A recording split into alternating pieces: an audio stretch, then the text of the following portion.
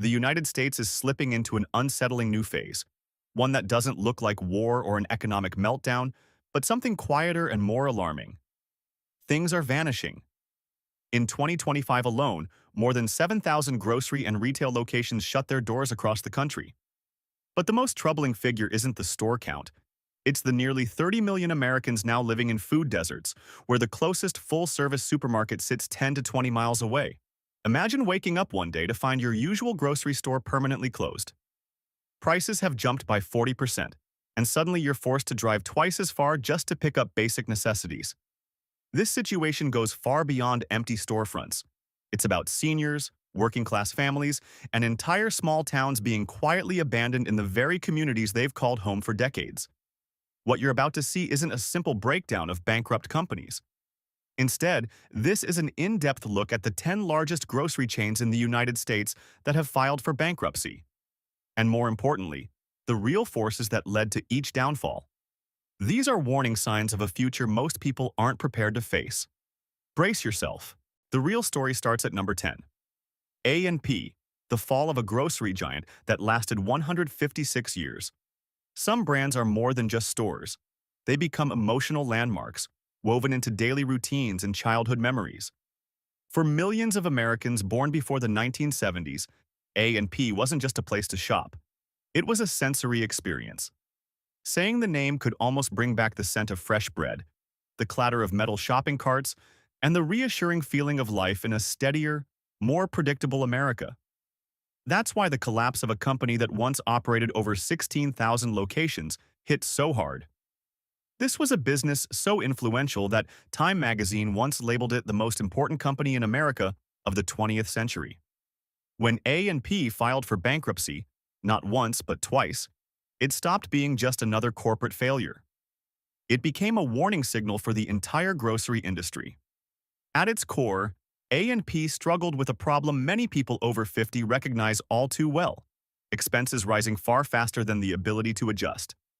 Between 2000 and 2010, average urban retail rents climbed nearly 18%.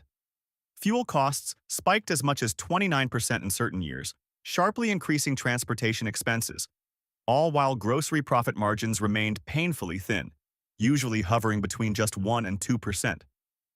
When your profit is measured in pennies per dollar, even minor shifts can cause serious damage. What was once a sprawling, unstoppable empire slowly turned into a cumbersome, costly operation that couldn't move fast enough to survive. At the same time, customer habits were quietly changing, especially after the 2008 recession. Middle-income families, the backbone of A&P's customer base, began looking elsewhere. They turned to Walmart for lower prices, Costco for better value in bulk, and Aldi to escape mounting grocery bills.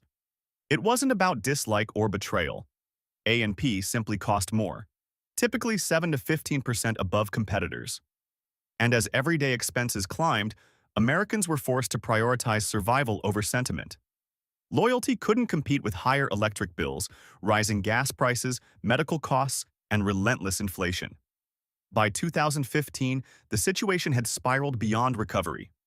Bankruptcy filings revealed more than $2.3 billion in debt. Vendors demanded payment upfront. Store shelves grew bare. Employees who had worked there for decades quietly admitted, "It doesn't feel like it used to." When the final 296 stores closed, the most telling impact wasn't found in spreadsheets. It showed up immediately in neighborhoods across the Northeast. Entire communities became food deserts overnight, not as a theoretical risk, but as a lived reality. In states like New Jersey, Pennsylvania, and New York, elderly residents suddenly had to drive 20 or even 30 extra minutes just to buy basic groceries. Nearby small shops lost foot traffic and shut down. Older employees lost jobs and found themselves unable to compete in a modern hiring market that had little room for them. A&P didn't disappear with a dramatic collapse. It faded away the way so many American institutions do, quietly, one closed store at a time, until people finally realized something deeply familiar was gone for good. What unsettles Americans over 50 isn't simply that a grocery chain failed. It's the realization that a 156-year-old powerhouse, once a dominant force nationwide, could still crumble because it couldn't adapt quickly enough to a rapidly changing country. And that uncomfortable reality sets the tone for everything that follows. If even A and P couldn't survive, then the question becomes unavoidable. In 2025, is any grocery chain in America truly safe? Number 9. Fresh and Easy. A case study in what happens when a global powerhouse completely misreads how Americans shop for food. If A and P's collapse felt like the fall of a historic institution, Fresh and Easy was something different, a hard lesson in corporate overconfidence. This was an international retailer convinced it could redesign American grocery habits using spreadsheets, strategy decks, and theory. In 2007, Tesco, then the third largest retailer in the world, made its move into the US market. And they weren't subtle about their plans.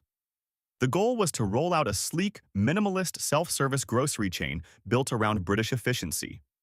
Executives believed American shoppers would embrace tidy layouts, ready-made meals, fair pricing, and a grab-what-you-need-and-go experience. On paper, the idea made sense. In real life, it collided headfirst with reality. Within just a few years, nearly every major assumption unraveled. Fresh and Easy opened more than 150 locations across California, Nevada, and Arizona, but customers didn't respond the way Tesco expected. While the company leaned heavily into prepackaged meals, many American shoppers, especially those over 50, wanted something different. For them, buying fresh food meant touching produce, smelling it, and asking questions before making a decision. Shoppers who were used to chatting with staff about meat quality, fruit ripeness, or expiration dates instead walked into stores designed to minimize human interaction. To many customers, that wasn't innovative. It felt cold, unfamiliar, and uncomfortable.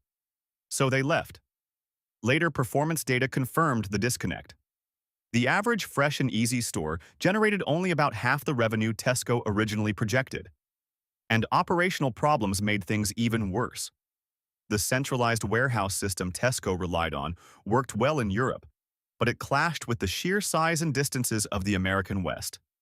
Distribution routes were long and costly, deliveries were slower, spoilage increased, and logistics expenses spiraled out of control, adding hundreds of millions of dollars to operating costs.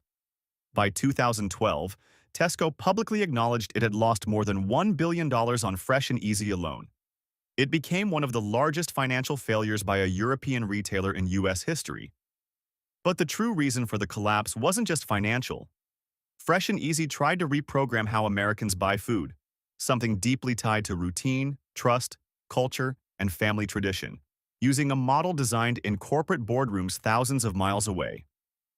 When customers don't trust the brand, don't feel comfortable in the store, and don't see clear value, no amount of sleek design or advanced technology can save a business that's losing money day after day. In 2015, Fresh and Easy filed for bankruptcy for the second time and shut down completely within months. What mattered most, though, was the conclusion many US retail analysts reached afterward. Fresh and Easy didn't fail because it was poorly run. It failed because it misunderstood a basic truth. Buying food isn't a purely logical decision. It's an emotional one. And if a massive corporation that succeeded across Europe could collapse simply by misreading American consumers, then no grocery chain, no matter how large, can assume it's immune to the same fate. Number 8. Dominick's of Chicago. Some disappearances are so quiet that you don't notice them until they've already happened. Dominick's vanished that way, without headlines, without chaos, without warning. One day, the familiar, brightly lit entrances scattered across Chicago were simply gone, replaced by darkened windows and empty glass reflecting the shock felt by people who had built decades of routines around those stores. For Chicago families from the 1970s through the 1990s, Dominick's was never just a grocery stop. It was part of everyday life. The smell of bread baking early in the morning. The same aisles where kids trailed behind their parents. A cornerstone for Italian, Polish, Irish, and other immigrant communities that helped shape the cultural backbone of the Midwest. At its peak, more than 100 locations formed a network most people assumed would always be there. Everything shifted in 1998, the moment Safeway purchased Dominick's.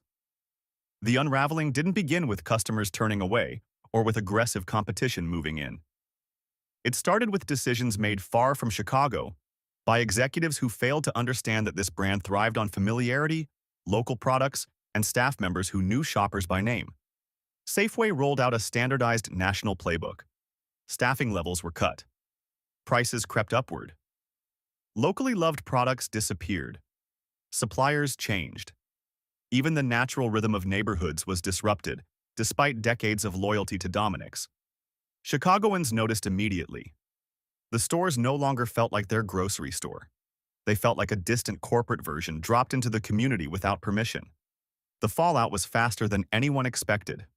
Within a little more than 10 years, Dominick's lost as much as 40% of its market share.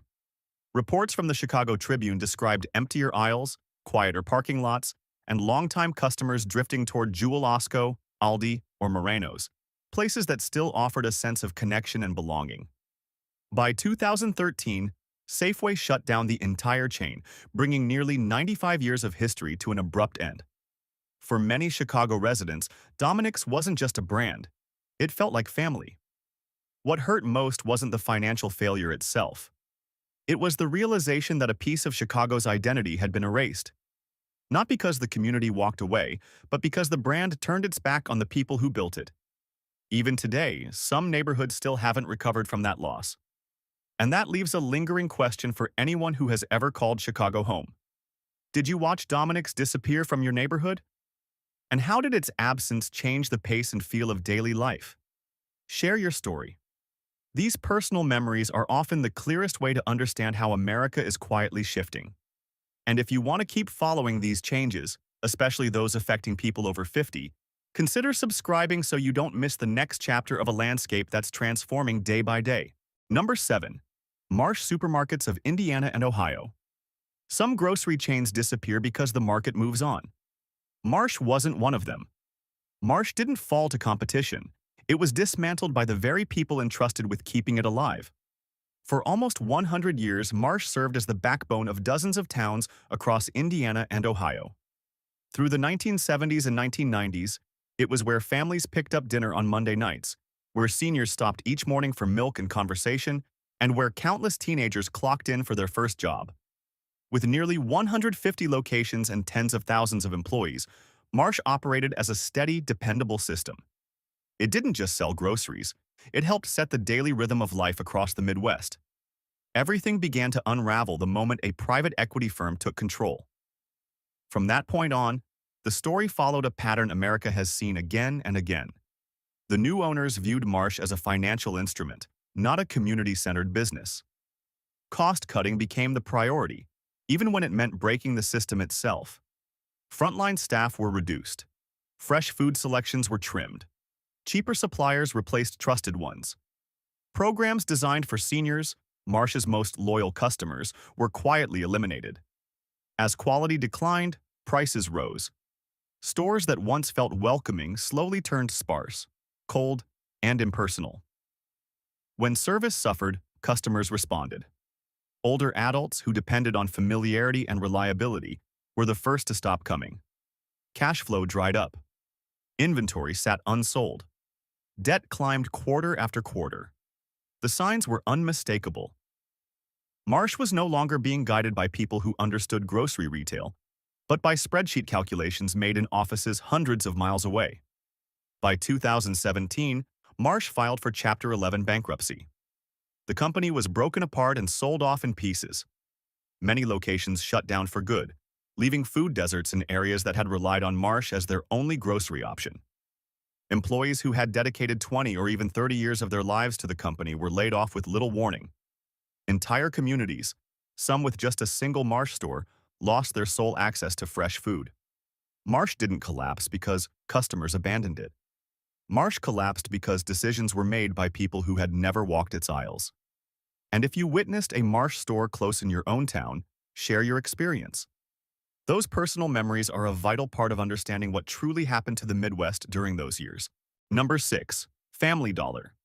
Some corporate collapses are caused by crushing debt. Others stem from bad leadership. But what happened to Family Dollar felt less like a financial failure and more like a public health emergency. In 2022, federal inspectors walked into a Family Dollar distribution warehouse in West Memphis, Arkansas. What they discovered stunned not just regulators but the entire retail industry. Inside a facility responsible for storing food, medicine, and everyday necessities for hundreds of southern stores, inspectors found more than 1,000 rats, alive, dead, and decomposing. According to FDA reports, contamination was everywhere. Rat droppings covered packaging. Products were exposed to biological hazards. The verdict was immediate and non-negotiable. 404 stores were ordered to shut down on the spot. No grace period, no appeals. One directive, and hundreds of doors slammed shut overnight. But that disaster was only the breaking point, not the beginning. Family Dollar had already been under serious strain. Operating costs were rising. Competition from Dollar General was intensifying. Supply chain failures were becoming impossible to ignore. Just months after the warehouse shutdowns, another 390-plus locations closed due to ongoing financial losses. For millions of low-income Americans, Family Dollar was far more than a discount retailer. It was where families stretched limited budgets to put together an affordable dinner. It was where seniors bought generic medication they could actually pay for. In towns without a Walmart or any major grocery option, it was a lifeline. When Family Dollar collapsed, entire communities were left stranded. Food deserts expanded overnight. Travel distances to basic necessities doubled or tripled. And, as always, the people hit hardest were those with the fewest alternatives.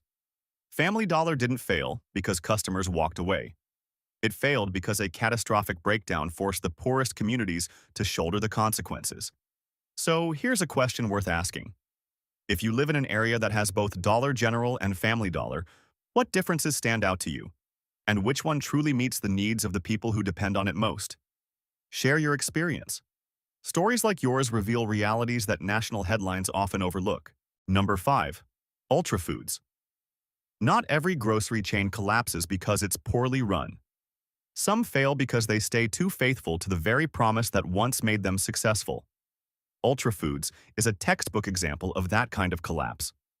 For years, Ultra Foods was known as a bargain haven for hundreds of thousands of middle and lower-income families across Indiana and Illinois. It was the store where you could load up an entire shopping cart for roughly two-thirds the price of a traditional supermarket, and people built their weekly routines around that guarantee. The company survived on an extremely thin margin strategy, depending on massive customer volume and rapid inventory turnover to stay afloat. But that kind of model only works in a world where costs remain predictable and low. After 2014, that world no longer existed. As fuel prices climbed, transportation expenses surged. When minimum wages increased, Ultra Foods' already paper-thin margins began to tear. As inflation pushed supplier prices higher, Ultra Foods had no room to raise its own prices. Doing so would have driven customers away immediately. Every economic shift hit the same pressure point, a business model that could only survive when everything stayed cheap. While Ultra Foods fought to keep prices frozen, its competitors kept moving forward. Walmart overwhelmed them with sheer scale. Aldi outpaced them with relentlessly low operating costs. Meijer outperformed them with a modern, efficient distribution network. Ultra Foods found itself boxed in, without the flexibility to adapt or the resources to fight back. By 2017, the final store closed.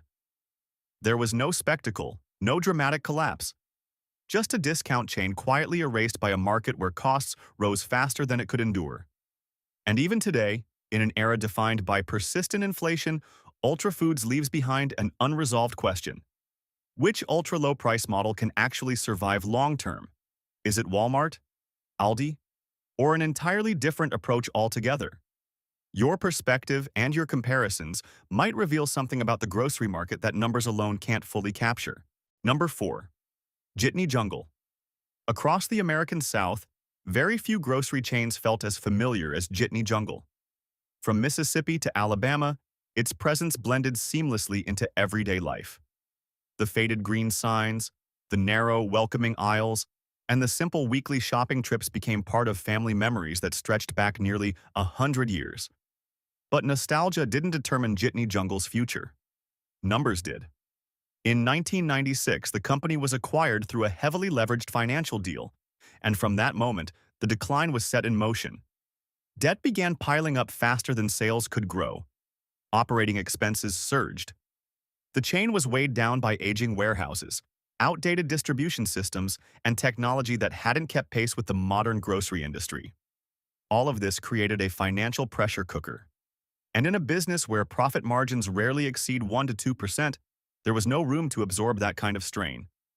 While competitors like Walmart, Kroger, and Publix were fine-tuning efficiency down to the last penny, Jitney Jungle found itself stuck, caught between an aging business model and loans tightening like a noose.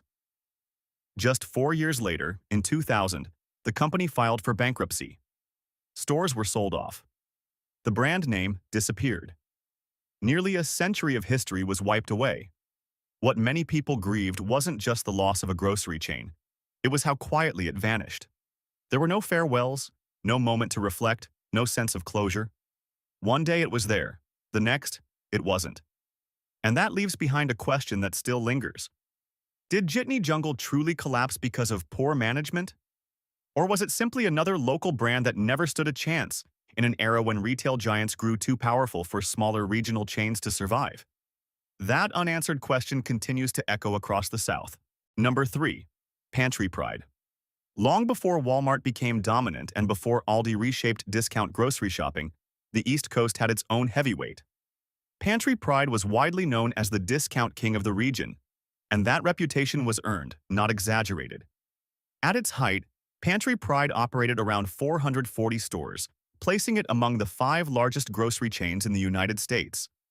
If you lived in Florida, New Jersey, or Pennsylvania during the 1970s and 1980s, chances are you pushed a cart beneath its unmistakable orange and yellow logo at least once. But no reign lasts forever. Pantry pride's decline didn't happen overnight. It unfolded through a string of strategic missteps. The company expanded faster than it could manage, took on too much debt, and clung to an aging business model while the rest of the industry evolved at full speed. The grocery landscape was changing rapidly. Supercenters entered the scene. New retail technologies transformed logistics. Modern discount chains arrived with leaner operations and faster inventory turnover. Pantry pride tried to respond by slashing prices and trimming expenses, but there was little left to cut. Margins were already razor-thin. Debt continued to climb. Stores grew outdated, and longtime customers slowly drifted away. Eventually, bankruptcy became unavoidable. The end came quietly, far removed from the prominence the brand once enjoyed. There was no dramatic collapse, no public spectacle. Just a once-dominant name switching off the lights and fading into history. Today, Pantry pride exists mainly in the memories of older Americans who once saw it as the East Coast's answer to a national supermarket chain. And it leaves behind a lingering question that still feels relevant. Did Pantry pride fall simply because the times changed too quickly? Or did it stumble because it slowed down in a race that never truly stops? That uncertainty is part of its legacy. Number 2. Carter's Foods. In small towns across Michigan, the name Carter's Foods once carried the same kind of trust as a longtime family doctor. For nearly 80 years, this was where people picked up dinner, caught up with neighbors, exchanged local news, and found comfort in the steady rhythm of Midwestern life. It wasn't flashy or modern. It was dependable, as familiar as snow-covered roads every winter. Then the price war arrived, and Carter's never stood a real chance. When Walmart expanded aggressively into Michigan, it brought a low-price, large-scale model refined down to the smallest detail. Overnight, every local grocery chain was forced into survival mode. But that was only the first hit. The second blow proved fatal. Meijer, Michigan's own retail giant, began rapidly expanding its 24-hour supercenters, combining groceries, household goods, and pharmacies into a single, all-in-one destination. Convenience, scale, and pricing all converged in ways Carter's couldn't match. On price, Carter's fell behind. On scale, it couldn't compete. On inventory speed, it lost even more ground. A regional chain with only a few dozen locations simply couldn't stand up to 2 retail giants backed by modern logistics networks, massive distribution centers, and virtually unlimited capital. With grocery margins already razor-thin, the pressure became unbearable. Carter's Foods eventually filed for bankruptcy, but the damage extended far beyond the company itself. In many towns across northern Michigan, Carter's had been the final grocery store within dozens of miles. Once it closed, older residents were forced to travel much farther for basic necessities. Low-income families lost access to affordable food. Communities lost a trusted gathering place, an anchor that had quietly held everything together. And the question that still lingers continues to trouble many people today. Could Carter's have survived if Michigan hadn't become a battlefield between Walmart and Meijer? Number 1. Fairway Market of New York. In New York City, some stores do more than sell groceries. They embody the personality of the city itself. For more than 80 years, Fairway Market was one of those places. It didn't rely on flashy ads or national branding. Its identity came from experience. The smell of coffee beans roasted right in the store, towers of imported cheeses, long, impatient lines of New Yorkers packed shoulder to shoulder at the deli counter. Fairway felt unmistakably New York, something no national supermarket chain could ever manufacture. But Fairway's downfall came from a familiar mistake, allowing Wall Street to take control of a brand that was never meant to be run like a financial instrument. Beginning around 2010, investment firms pushed Fairway into rapid expansion. The chain jumped from 5 locations to 15 in a short period of time. Costs exploded. Debt climbed past $300 million. Instead of strengthening the business, each new store added another financial burden. Then the market shifted again. When Amazon acquired Whole Foods in 2017, grocery retail entered a new era of price wars and delivery competition. Fairway had neither the scale nor the capital to survive that fight. The pressure was relentless. In 2016, Fairway filed for bankruptcy for the first time. 4 years later, it filed again. Beloved locations on the Upper West Side, in Harlem and in Red Hook, vanished almost overnight. What New Yorkers lost wasn't just a place to buy food. They lost a piece of the city's tempo, a familiar rhythm woven into daily life. And that leaves the audience with an uncomfortable question. If a grocery chain as deeply tied to New York's identity as Fairway couldn't survive, what chance do other local brands really have? You've just seen 10 grocery chains that once fed millions of Americans disappear within a single decade. But the most alarming part isn't the names that vanished. It's what replaced them. Longer drives, higher prices, and communities, especially people over 50, left to navigate an America changing faster than they ever expected. This disappearance isn't history. It's happening right now as you're watching this, and it will continue in the years ahead. If you want to keep following what comes next, consider subscribing so you don't miss the next chapter of a landscape that's quietly transforming in real time.